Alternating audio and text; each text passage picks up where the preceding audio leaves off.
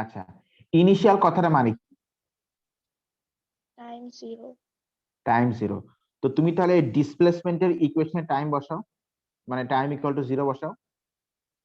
মানে sir initial দেখলে আমরা টাইম জিরো দিয়ে ক্যালকুলেশনটা করে নিব। হ্যাঁ, তুমি তুমি যদি দেখো যে টাইম ইকুয়াল টু যখন জিরো আসতেছে তখন ডিসপ্লেসমেন্টও ইজ ইকুয়াল টু জিরো আসলো। আচ্ছা, তো তুমি বলো এই যে আমরা যে ডিসপ্লেসমেন্টটা নিয়েছি এটা কি আমরা স্টার্টিং পয়েন্ট থেকে নিয়েছি নাকি ফিক্সড পয়েন্ট থেকে নিয়েছি? কোশ্চেনে দেখো। আচ্ছা, কোশ্চেন ফিক্স পড়ো। পয়েন্ট থেকে। ফিক্সড পয়েন্ট থেকে নিয়েছি, তাই না? আচ্ছা, তাহলে এই ডিসপ্লেসমেন্টটা নিচ্ছি আমরা ফিক্সড পয়েন্ট থেকে। এখন আমাদেরকে জানতে হবে যে ও কোথা থেকে শুরু করেছে। তো আমি টাইম ইকুয়াল টু ধরো জিরো বসালাম। টাইম ইকুয়াল টু আমি কি বসালাম? Zero. Time equal to zero বসালে যদি displacement is equal to zero আসে তাহলে বুঝতে হবে যে আচ্ছা ঠিক আছে, তাহলে ওর এখানে ফিক্সড পয়েন্ট যেটা সেটাই তাহলে এখানে ওর starting point. If time is equal to zero and also displacement equal to, তাহলে ওর স্টার্টিং পয়েন্ট আর ফিক্সড পয়েন্ট সেম। বাট এখানে আমরা যখন টাইম ইকুয়াল টু জিরো বসালাম ডিসপ্লেসমেন্ট কি জিরো আসছে? না স্যার। না, কত আসছে? প্লাস 60। তার মানে টাইম ইকুয়াল টু জিরো মানে স্টার্ট পয়েন্ট মানে ইনিশিয়াল পয়েন্ট সেটা ফিক্সড পয়েন্ট থেকে 60 মিটার সামনে। এই যে এটা হচ্ছে ফিক্সড পয়েন্ট ও, সেখান থেকে 60 মিটার সামনে হচ্ছে স্টার্টিং পয়েন্টটা। Okay sir. তোমাকে বসিয়ে দেখতে হবে। নাম্বার বি বলো কি বলেছে? The The magnitude. magnitude of acceleration when it was instantaneously at rest. তো অবজেক্ট যখন রেস্টে থাকে, অবজেক্ট যখন কি বলো রেস্টে থাকে তখন তার কি জিরো হয়? ভেলোসিটি জিরো হয়। আবার আমরা জানি যে ভেলোসিটি জিরো মানে হচ্ছে টার্নিং পয়েন্ট, তাহলে একই কথা। তো আমরা ভেলোসিটি ইকুয়াল টু, আমরা আগে ভেলোসিটির ইকুয়েশনটা বের করলাম, তারপরে ভেলোসিটি ইকুয়াল টু জিরো ধরে আমরা যে কোন কোন টাইমে ভেলোসিটি জিরো হচ্ছে সেই টাইম গুলোকে আমরা বের করে ফেললাম। তা কোন কোন টাইমে ভেলোসিটি জিরো হচ্ছে? টি ইজ ইকুয়াল টু জিরোতে আর টি ইজ ইকুয়াল টু 0.5। আবার ভেলোসিটি জিরো মানে কিন্তু টার্নিং পয়েন্টও বটে, এটা মনে রাখবে।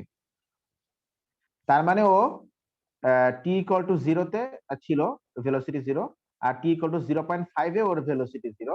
তার মানে টি ইকুয়াল টু 0.5 এটা টার্নিং পয়েন্ট আছে। যেহেতু টি ইকুয়াল টু 0.5 এর ভেলোসিটি জিরো, ওই টাইমে এটা কি আছে? টার্নিং পয়েন্ট আছে। বিকজ আমরা জানি যে টার্নিং পয়েন্টে ভেলোসিটি জিরো হয়। এই যে দেখো টি ইকুয়াল টু এই জন্য 0.5 এ আমি এটা টার্নিং পয়েন্ট দিয়েছি। তুমি যদি জানতে চাও যে কোথাও কোনো টার্নিং পয়েন্ট আছে কিনা তাহলে ভেলোসিটি ইকুয়াল টু জিরো দিয়ে তুমি সলভ করবে। যে যে টাইমটা আসবে সেই টাইমটাই দিয়ে তোমাকে বুঝতে হবে যে সেখানে টার্নিং পয়েন্ট আছে। আচ্ছা ওকে, এবার কোশ্চেন নাম্বার সি।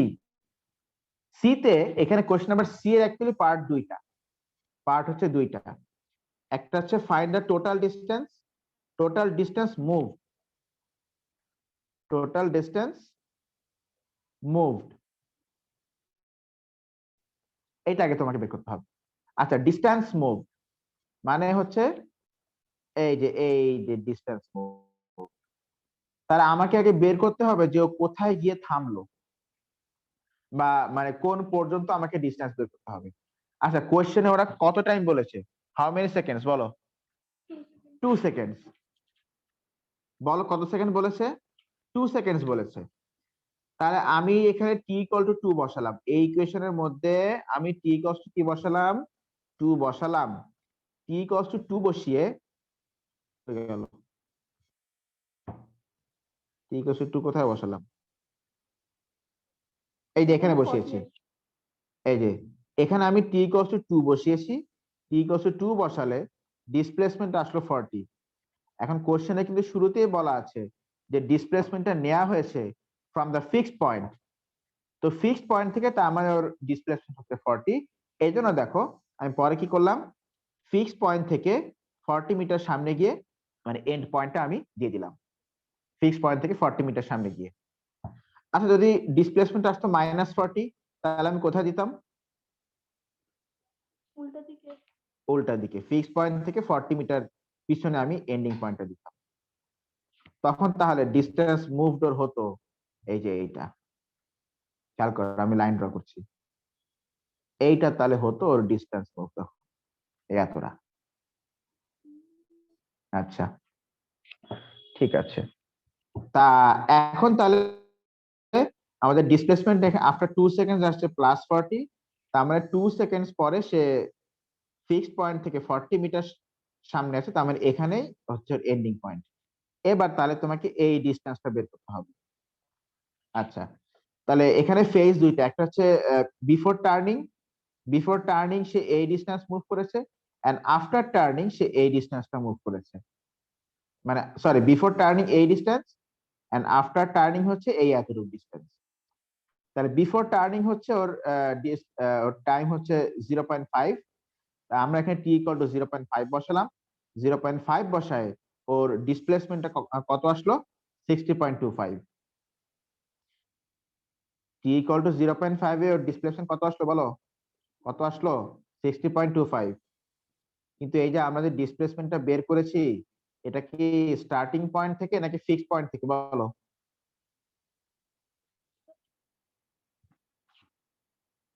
কোশ্চেনটা পড়ো। আচ্ছা, ফিক্স ফিক্সড পয়েন্ট থেকে। তা আমার এই যে যে ডিসপ্লেসমেন্টটা আসে 60.25, এটা কিন্তু নট ফ্রম দিস পয়েন্ট, এই পয়েন্ট থেকে না, কিন্তু এটা কিন্তু এই পয়েন্ট থেকে না। This is not from this point, but মানে এটা কিন্তু এই পয়েন্ট থেকে কিন্তু আনা হয়নি এই ডিসপ্লেসমেন্টটাকে। ইনস্টেড এই ডিসপ্লেসমেন্টটাকে অ্যাকচুয়ালি নেওয়া হয়েছে এই পয়েন্ট থেকে। তাহলে এই পয়েন্ট থেকে 60.25, এই পয়েন্ট থেকে ওর ডিসটেন্স মুভ হচ্ছে 60, মানে টোটাল ডিসটেন্স হচ্ছে 60.25 ওই পয়েন্টটা থেকে।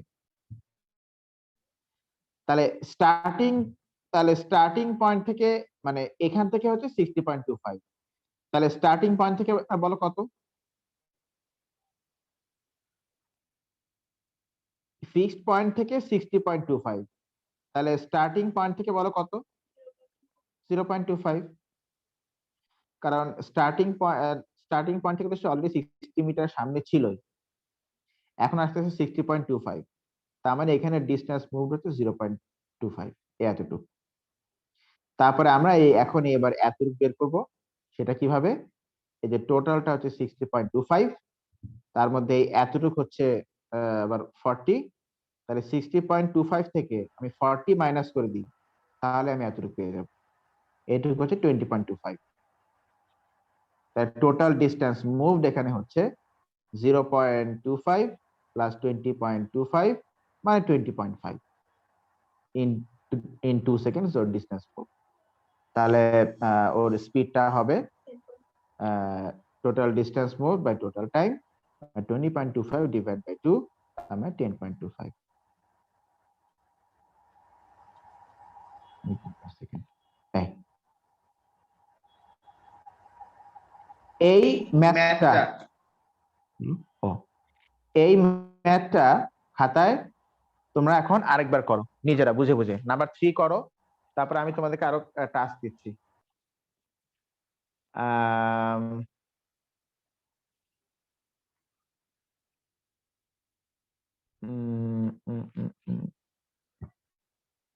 নাম্বার 7 করবা। আমি দাঁড়াও, ছবি ধরো তো এটা এভাবে করে।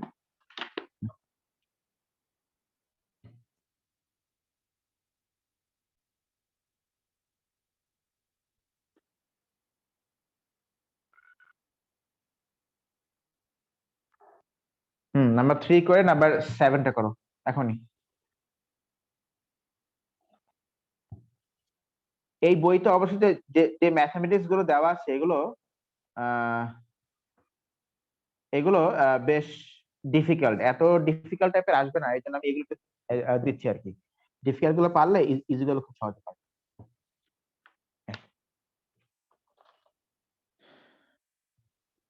আগে নাম্বার 3টা একবার করো বুঝে বুঝে।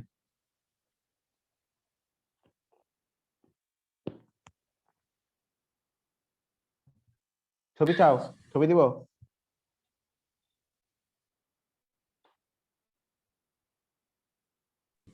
Hello sir. হ্যাঁ বলো। স্যার আমার না নেট একটু ইয়ে হয়ে গেছিল, আমি শুনতে পারতেছিলাম না। আমি বললাম যে নাম্বার 3টা আরেকবার নিজে হাতে করে, নিজে হাতে খাতায় বুঝে বুঝে করে নাম্বার 7টা করো। স্যার আপনি কি আজকে মেকআপ ক্লাস নেবেন রাত্রে? আজকে রাত্রে অনেকগুলো ভাইভা আছে। উম, আমি নিব, অবশ্যই নিব, ইনশাআল্লাহ নিব, চিন্তা করো না। এই ধরো যে আজকে তারিখ কত? 23। নেক্সট 5 ডেজ এর মধ্যে নিয়ে নিব মেকআপ ক্লাস গুলো। আচ্ছা মাশরাফ, আজকের ক্লাসের কত ক্লাসের রেকর্ডিং গুলো একটু দিয়ে দিও। হুম, সবাই কি ক্লাস ওয়ার্কটা শুনছো নাকি আমি এই মেসেঞ্জারে বলে দিব যে ক্লাস ওয়ার্ক কি? সে একটু বলে দেন, নাহলে মনে থাকবে না। ক্লাস ওয়ার্ক, ও ক্লাস ওয়ার্ক আসলে homework, sorry homework. Question number 7 করো। এরকম ডিফিকাল্ট আসবে না, তারপর করো আর কি। এগুলো পারলে বাকিগুলো পারবো সহজে। কোয়েশ্চেন নাম্বার 3টা একবার করো আগে, বুঝে বুঝে, খুব বুঝে বুঝে। আর কাইনেমেটিক্স অবশ্যই ডায়াগ্রাম ড্র করার ট্রাই করবা, বা ট্রাই কি ডায়াগ্রাম ড্র করবা, এটা হচ্ছে আসল কথা। যেমন যে আমি এখানে সিম্পল একটা ডায়াগ্রাম, এই যে মানে আঁকিবুকি ড্র করেছি।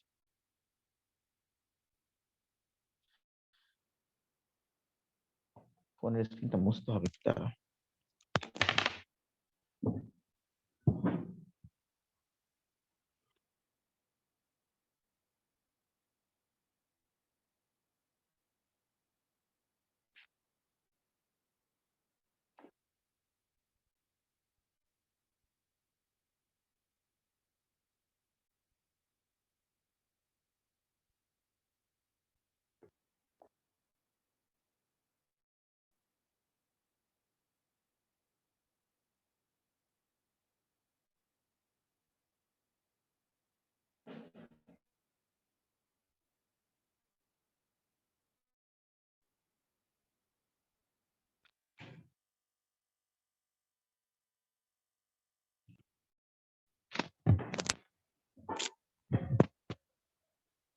কেউ কিছু বলছো in the mean time?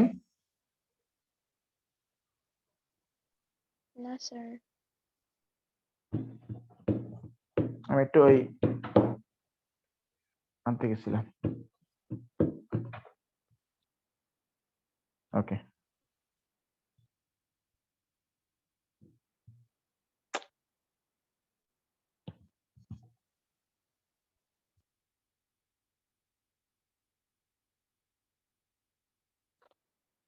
Hmm,